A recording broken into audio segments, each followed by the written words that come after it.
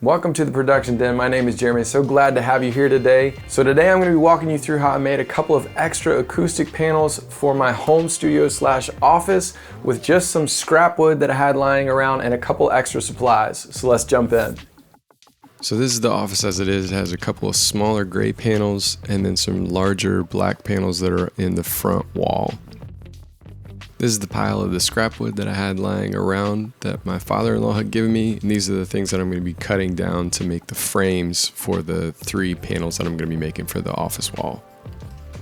I started out using a hammer and nails and then switched over to using a compressor and a nail gun, which helped out things make it go a lot smoother, a lot faster.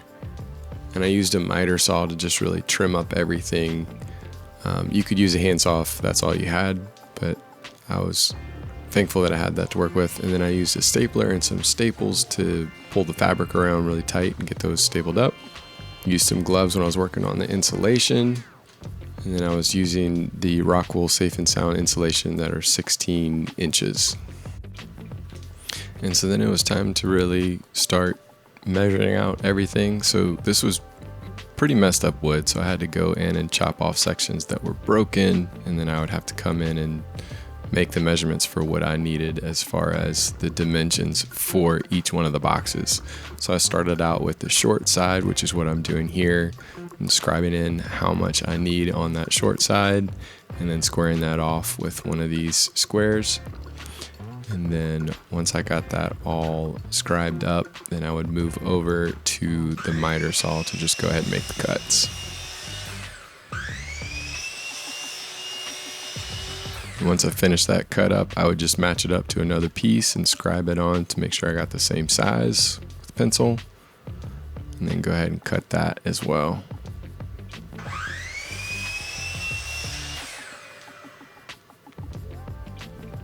And again, just checking the measurements and then moving on to the longer pieces. So making sure that I had enough to cover those long ends. Squaring that up, and then I'll move that over to the miter saw to take care of as well.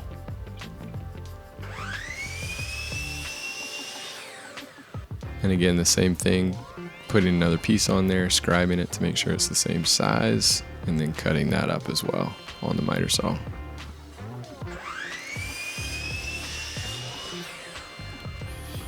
And then I moved on to trying to actually put the frame together, which took me a little while, honestly, because I was trying to figure out how to keep it steady. So I tried working with just some clamps and then nailing those things in. And I had a lot of difficulty in getting that really started and working well. So eventually I put some straps around it to try to help keep it more stable, which you'll see me put on here in just a second.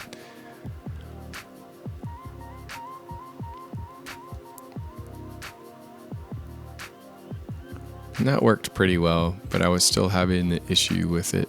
The nail's not quite going in right, and it wasn't holding steady. So I think I eventually pulled out another clamp just to try to help keep the box steady while I was doing the nailing for each one of the sides.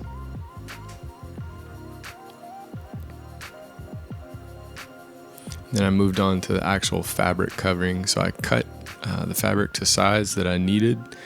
And then I came back in and set up an iron so that I could smooth everything out to make sure that once I got it stapled on that there weren't any creases in the fabric. So I went through that process of getting that smoothed out as best as I could.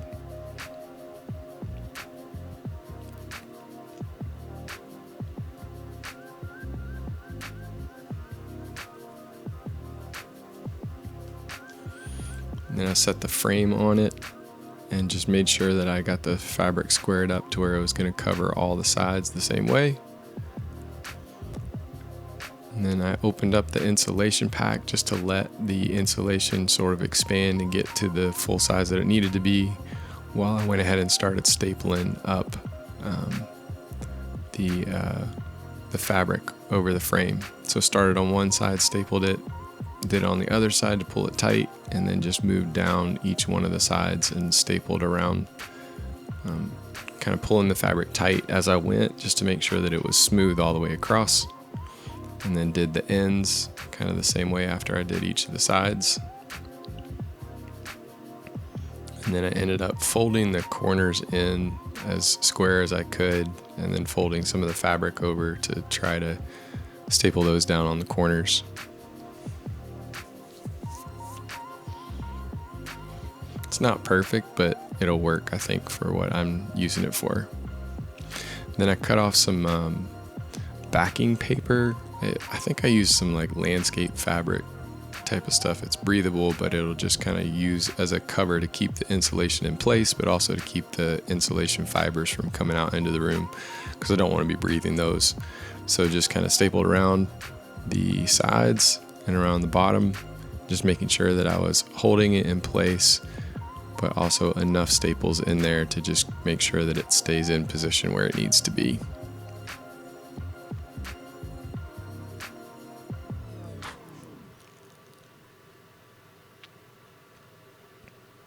Just used lots and lots of staples.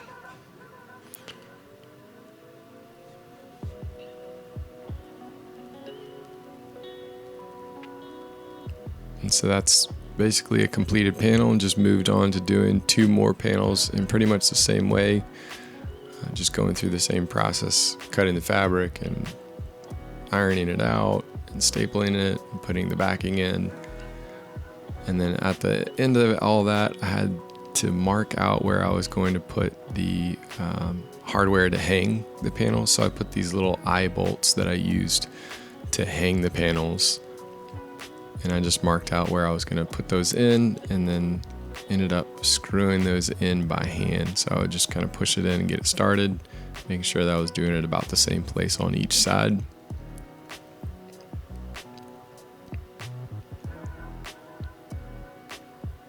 And that's the second one on the other side.